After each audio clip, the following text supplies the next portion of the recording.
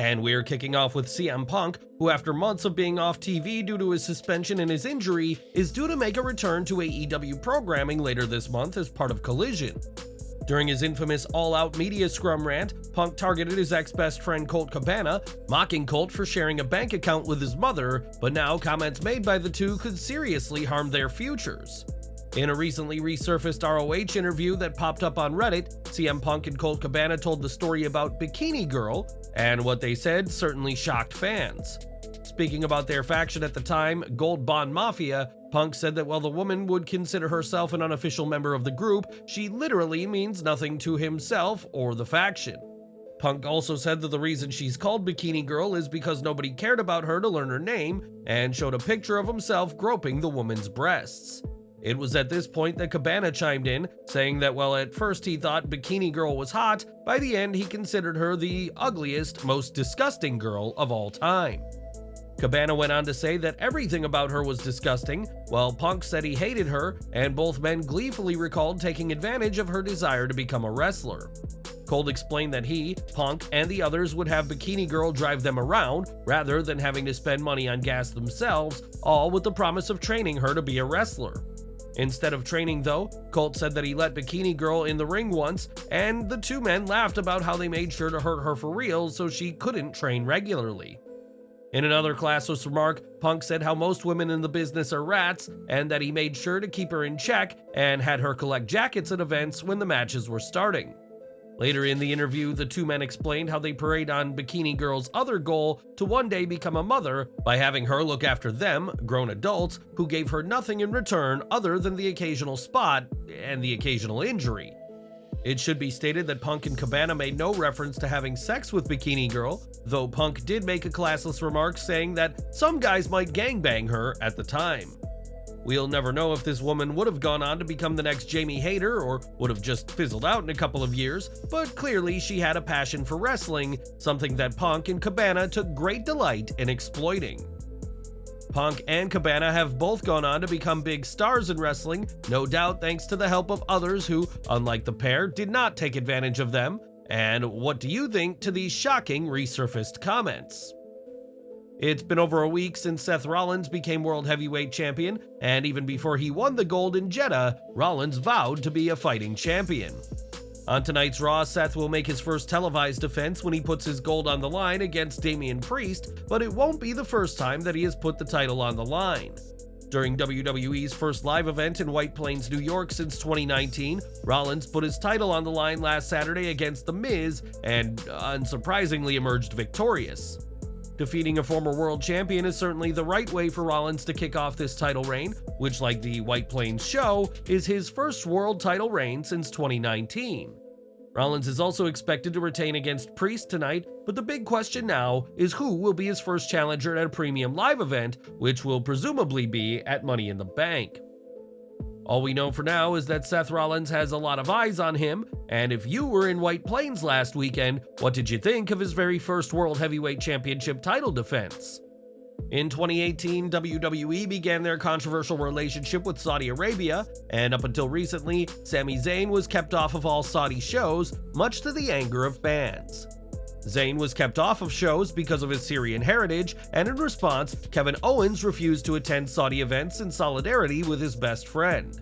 It was only this year, thanks to the improved relationship between Syria and Saudi Arabia, that Zayn was allowed to go, but some recent comments from Sammy has had WWE's PR team in a frenzy. Speaking after Night of Champions on the After the Bell podcast, Sammy dismissed a lot of the reports about why he wasn't allowed to attend Saudi Arabia events, as he said, "It was a really kind of a heavy trip. To be honest, there was a lot that went into it. First of all, the fact that I haven't been there in a few years, and that there's been so much speculation as to why I'm not going and what's the political reasoning and this and that. I won't get into all of it, but I'll tell you 99.9% of what you've read online about this subject, completely fabricated. People assuming things and then running with those assumptions and adding on to them. It's wild. I think it's any time they can't get a concrete answer, that's kind of what tends to happen. I think that's like human nature almost." Since those comments, the original recording of the show has been removed and replaced with a version which does not include Sammy's comments about why he was kept off of shows. While WWE have not given a public reason for the edit, Sources who reached out said that WWE's PR team demanded the content be removed to avoid any backlash from fans. Sammy may claim that the believed reason for him not attending Saudi shows isn't the reason at all, but the active WWE's PR team sure tells a different story, and it'll be interesting to see if he's around for WWE's next event in the Middle East. Last night, Ring of Honor held their latest tapings, and during the event, fans were shocked by the return of Griff Garrison. As photos from the taping in Orlando, Florida confirmed, Garrison faced off against Lee Moriarty in the former's first match in months. Garrison's previous match before his return saw him team with Brian Pillman Jr. on the November 8th episode of AEW Dark, where the pair were defeated by The Factory. That match was actually pre-taped on October 21st, and in December, Garrison informed fans that he had undergone surgery, stating that he would be back in action in no time. Now, after close to 6 months away, Garrison is finally back in action, and we'll have to see what's in store for him following his thunderous return during the latest Ring of Honor tapings. During last week's SmackDown, Lacey Evans made her return to TV after another lengthy absence and appeared in an attire that fans saw as a nod to Sergeant Slaughter. Not only did Evans wear a military-inspired gear, but she also wore a drill sergeant hat, and while many liked the tribute to Slaughter, not everyone was thrilled. On Twitter, Sergeant Slaughter's daughter made it clear that she did not actually find the attire okay, and even went as far as to blast the SmackDown superstar and call her a poser. In response, Evans said that she was Slaughter's biggest fan, and if Sarge's daughter has a problem with the attire, she knows where to find her. It seems Slaughter himself isn't the biggest fan of the attire either, as the official account of the Hall of Famer has been retweeting fan posts accusing Evans of identity theft and calling her a fraud. There is some irony to this insult, given that Evans actually served as a Marine, while Slaughter himself never did, as a Freedom of Information request uncovered just a few years ago. Not only did Slaughter never serve, but he never trained with the Marines, as he claimed for years, and despite this, WWE would often list him in articles along those who actually served their country. Evans failed to qualify for the women's Money in the Bank ladder match on SmackDown, as it's clear WWE has no big plans for her, but who do you think is in the right in this latest Twitter spat? During New Japan's recent Dominion event, a 6-man tag saw Kazuchika Okada, Hiroshi Tanahashi, and Tomohiro Ishii defeat Shota Umino, Jon Moxley, and Claudio Castagnoli, but the latter two weren't the only Blackpool Combat Club members to make their presences felt. Following the match, a video aired featuring AEW's Bryan Danielson walking through a desert and spoke about the ability to make it rain before issuing a direct challenge to Okada for a match at Forbidden Door. Regardless of who wins, this match will be excellent, and we'll have to see what other matches get added to the Forbidden Door card.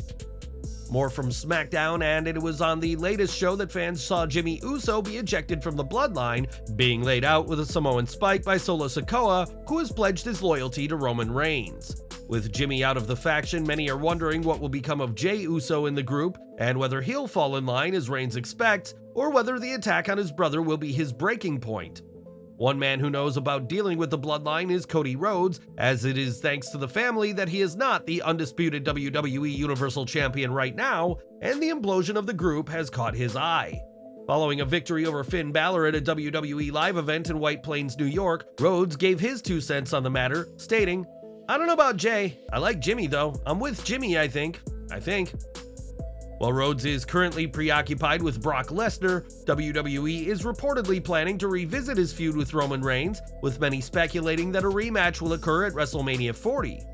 As we mentioned, the Bloodline played a major role in Rhodes not finishing the story this past April, but if things continue to unfold, Reigns may have to walk into the match with Cody all by himself. It's been over a year since Tony Khan announced his purchase of Ring of Honor, and since then, the promotion has had some major moments.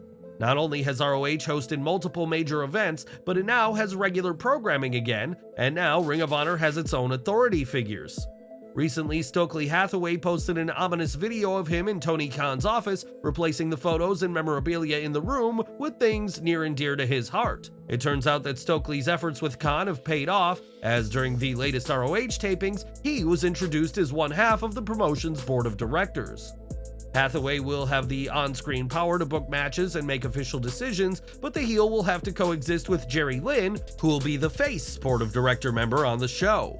This is only in kayfabe, and Tony Khan is continuing all of his duties, including the booking, and Khan has not reduced any of his actual responsibilities with the brand. It'll be interesting to see how Hathaway and Lynn operate as the board of directors of Ring of Honor, but expect the two men to play a huge role in the on-screen programming of the show moving forward.